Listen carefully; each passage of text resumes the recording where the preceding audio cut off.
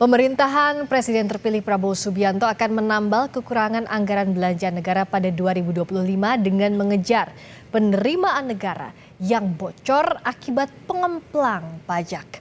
Bagaimana rencana yang disiapkan? Kita bahas bersama Drajat Wibowo, tim pakar ekonomi Prabowo Gibran, dan Esther Sri Astuti, Direktur Eksekutif Indef. Selamat malam Mas Drajat, jumpa lagi juga Mbak Esther. Selamat malam Mbak Friska.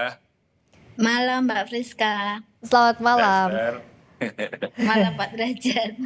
Kalau Mas Derajat, target pajak untuk mengejar 3.000 triliun itu ambisius atau realistis? Saya yakin Anda dan tim menganggap ini realistis, tapi konkretnya seperti apa untuk mengejar itu? Jadi begini, tim Pak Prabowo sudah mempunyai data yang cukup lengkap mengenai di mana bocor-bocornya dan siapa pelaku-pelakunya. A, B, C, D, semua itu udah ada. Ya, modusnya apa? Saya tidak bisa terlalu detail, tapi kira-kira termasuk transfer pricing dan juga beberapa modus yang lain. Dan itu bisa dikejar dengan sebuah operasi tertentu. Karena itu dan karena Pak Prabowo berpengalaman dengan berbagai bentuk operasi, jadi kami cukup percaya diri bahwa itu nanti akan bisa dikejar gitu ya, karena tujuannya adalah untuk negara dan mereka yang bisnisnya berjalan benar, tidak melakukan pelanggaran-pelanggaran aturan, saya rasa tidak perlu khawatir. Tapi intinya ada potensi-potensi penerimaan negara. Kalau Pak Prabowo kan selalu mengatakan bocor ya. Saya mungkin menghaluskan sedikit dalam bentuk uncollected sama untapped gitu ya, yang tidak terkumpulkan maupun belum tergali.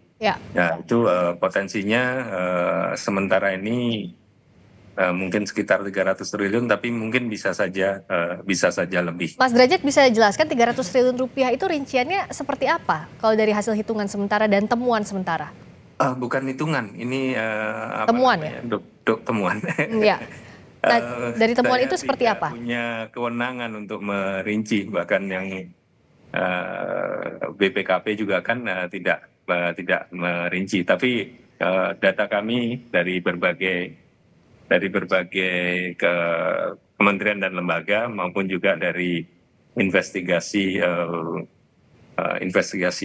tertentu. Oke, jadi koreksi kami kalau salah. Jadi 300 triliun rupiah kalau ini bisa ditutupi, hasil investigasi ini bisa diambil kembali, itu bisa menutupi kekurangan di APBN itu, begitu ya Mas Derajat ya?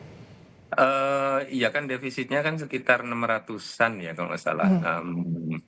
Jadi ya paling akan mengurangi defisit, tapi kalau kita ingin menggenjot pertumbuhan ke 5,8 atau 5,9%, selain kita perlu memangkas perizinan, birokrasi bagi sektor swasta, kita juga perlu tambahan belanja itu 300 triliun lagi. Jadi sebenarnya masih kurang. Jadi kita masih harus menyisir cukup banyak sebenarnya memang, tapi ya memang Pak Prabowo dari dulu, dari 2014 ya, kebetulan saya kan tim kampanye beliau dari 2014 ya, sejak Prabowo Hatta, Prabowo Sandi, Prabowo Gibran.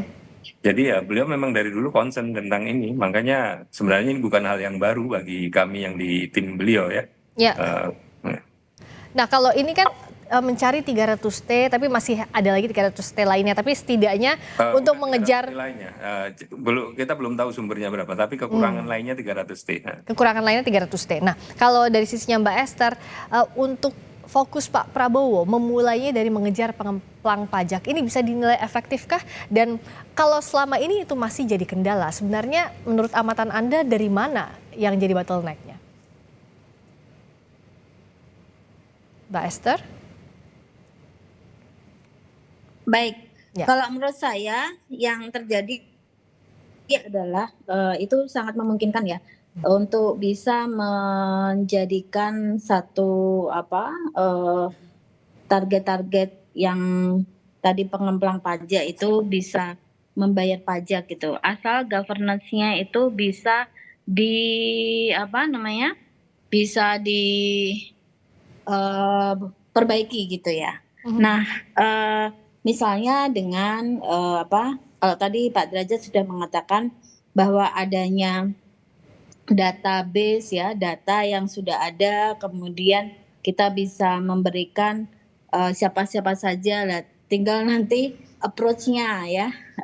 Yang kedua, misalnya dipaksa ya antara pajak yang sudah dibayar berapa, kemudian yang dikemplang berapa, Ya. kemudian diberikan penalti kalau misalnya tidak bayar, jadi penaltinya itu harus membuat efek jera gitu. Nah, Kalau saya seperti itu Mbak sih, Esther Mbak. melihat apakah langkah pemerintah sejauh ini belum efektif ke sana? Karena kalau kita tahu kebijakan yang ada sekarang malah tax amnesty kan, Mbak Esther. Nah, bagaimana apakah itu tidak efektif?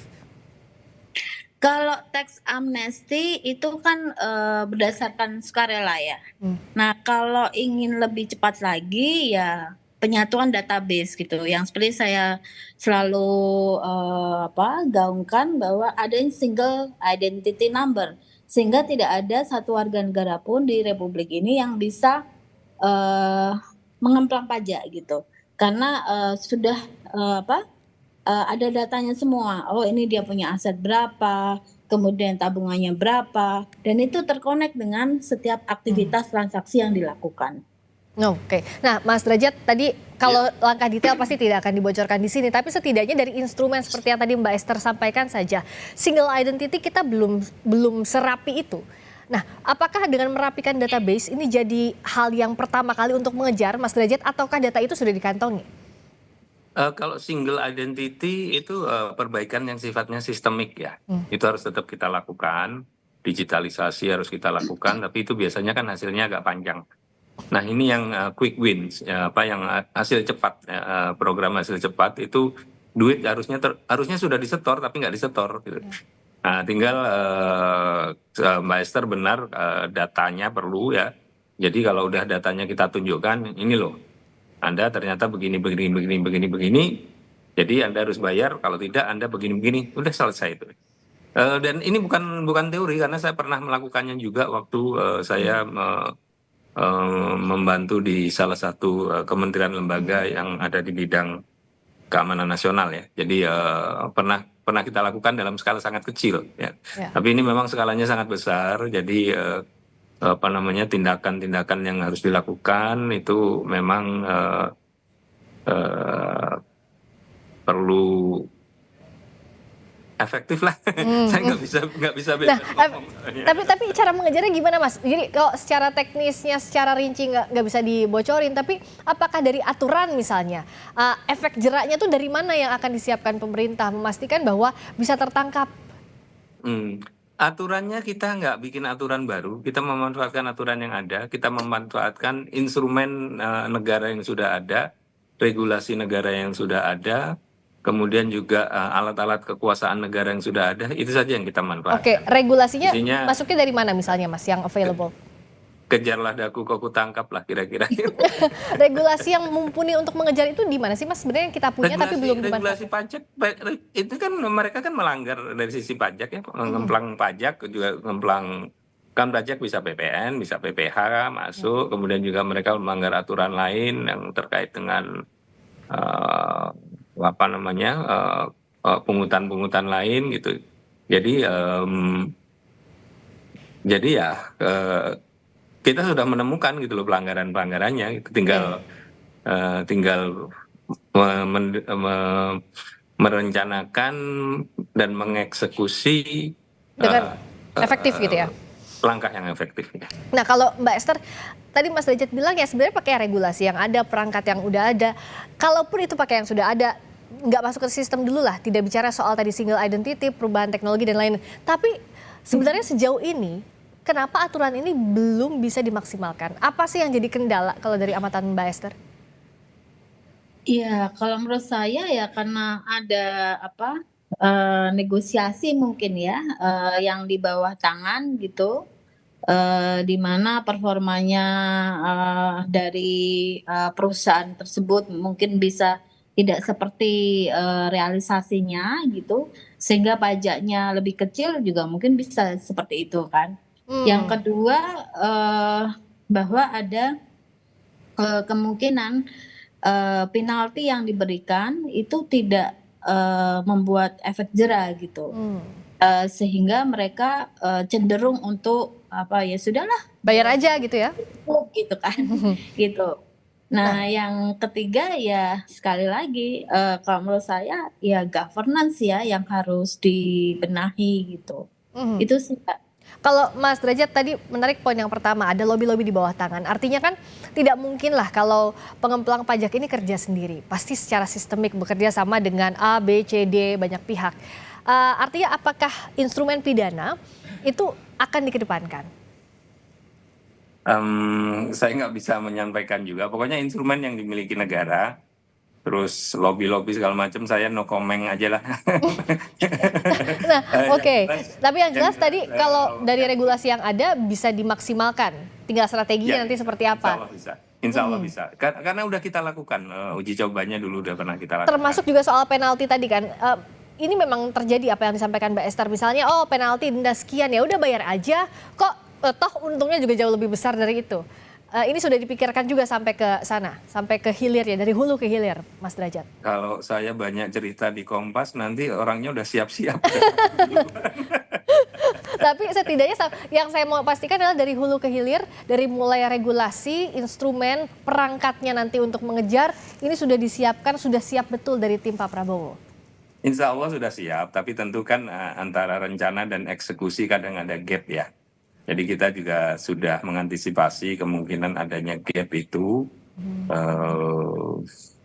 dan ya langkah antisipasinya juga sudah disiapkan. Oke. Saya kok jadi agak tergagap-gagap ya, nggak bisa cerita banyak. Kayaknya Mas Derajat ini agak ngerem nih, takut yang nonton nanti sudah bersiap-siap. Tapi setidaknya Mbak Esther begini, buat masukan Mas Derajat nih, untuk masukan untuk Mas Derajat juga untuk timnya, apa dari Mbak Esther agar kebijakan ini bisa betul-betul efektif pelaksanaannya di lapangan. Karena kan pada praktiknya seperti yang Mbak Esther katakan, ada lobby-lobby bawah tangan misalnya, atau ada ya sudah bayar saja penaltinya. Untuk menutup bottleneck ini apa yang harus dilakukan? Ya harus tax compliance gitu. Artinya kalau ada oknum-oknum itu ya memang harus dibersihkan gitu. Nah, yang kedua kalau misalnya perusahaan tersebut itu tidak mau membayar pajak ya harus dipaksa gitu. Kalau enggak nanti ada penalti yang lebih yang lebih serem lagi gitu misalnya, sehingga dia jerak itu sih kalau menurut saya. Ya saya sih mengaminkan Pak Derajat ya, ibarat kita mau nangkap maling itu ya jangan dikasih tahu strateginya, nanti keburu malingnya kabur gitu. Oke, yang jelas ini harus matang dan langsung dikerjakan saat masa pemerintahan Pak Prabowo Subianto yang sesaat lagi akan dilantik. Terima kasih Pak Derajat Wibowo, Mas Derajat, terima kasih tim pakar ekonomi teknologi dan terima kasih Mbak Esther Sri Astuti, Direktur Eksekutif Indef. Selamat malam.